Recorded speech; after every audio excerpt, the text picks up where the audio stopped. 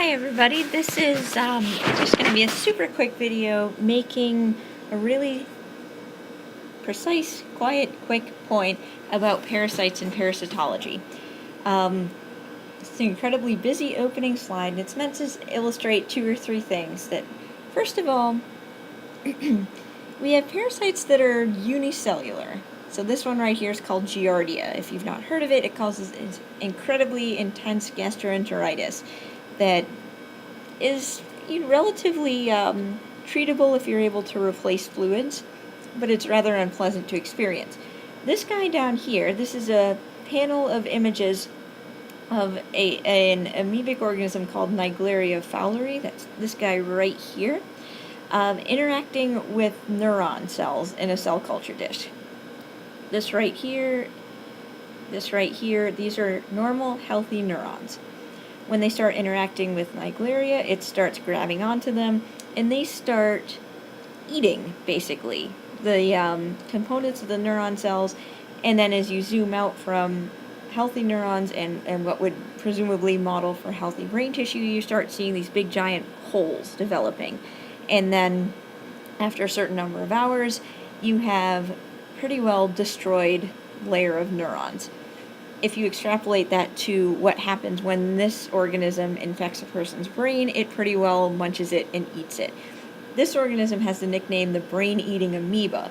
If you think about what you're looking at from this cell culture dish, you can probably see why that is. The point of this picture being on this slide is just to illustrate that most parasites have an extremely complex life cycle.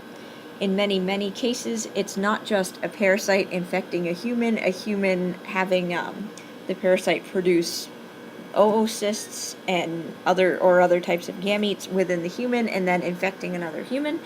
Many times there are secondary hosts involved, secondary vectors involved, and so treatment and control of these diseases tends to be extremely multifaceted. This is on here because I just found it funny. What can I say? Okay, so the point of this picture being on here seems very juvenile, but it bears pointing out. Protozoans and helminths are eukaryotic cells. This would be a fun diagram of a eukaryotic cell. So thinking back to the types of pathogens bacteria video, I pointed out that inside a bacterial cell you have one single circular piece of DNA at the very least as its chromosome. You have ribosomes floating all over the place, and that's just about it on a general level.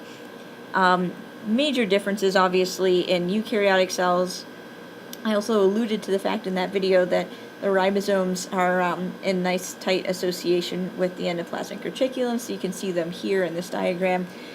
You can also see all the different subcellular structures that exist in a eukaryotic cell. The reason I am bringing this up is that these cells look quite a bit like our cells. In fact, they pretty much are, structurally speaking, quite similar to our cells. This presents a problem on one particular front. That front would be this one right here. Before I talk about that to some small extent, I just want to say that protozoa and helminths, even though I'm putting them in a catch-all category under parasites, they're extremely diverse. They're extremely, extremely difficult to control.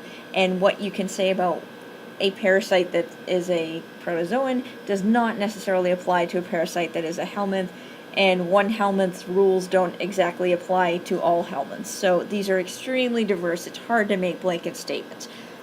That said, one that you can make is that they're very difficult to treat, by and large. The reason for that has to do with the image we saw on the the second slide. Their cells, very, very, very structurally similar to ours.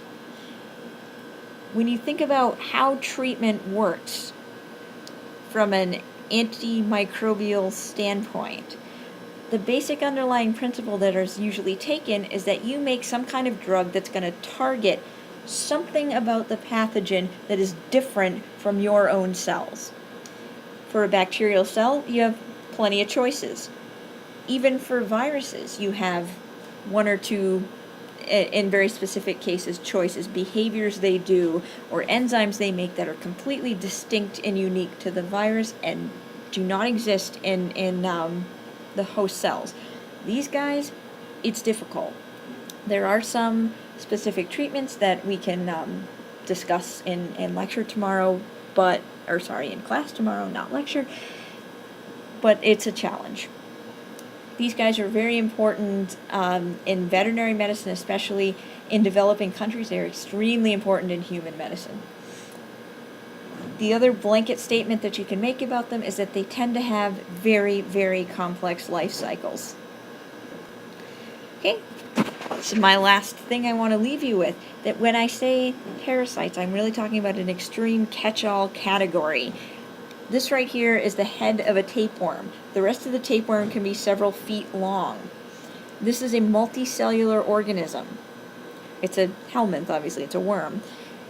Right here, this is something called a acanthamoeba. This is a single-celled protozoal organism.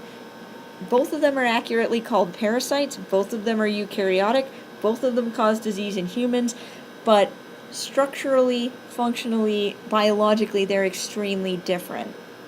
The rest of these images are just further examples of that point, so I won't dwell on it too much.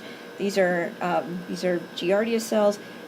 These right here are something called Plasmodium. This is a genus of parasites that, something called apicomplexan parasites, that actually are associated with causing malaria. These circles right here are human red blood cells. This is the body site that they particularly like to parasitize. There's also a life stage of them in the liver, but that's really beside the point right now. This guy right here is the same amoeba that we saw on the first slide. This is Naegleria. These guys right here are trypanosomes. You might be able to notice that this and this look quite a bit alike. The reason for that is that they are both human red blood cells. So both Plasmodium and trypanosomes really like to hang out in human bloodstreams. The point here, once again, is that we have an incredible level of diversity across all parasitology, and they are very, very challenging being eukaryotic organisms. That's all I got.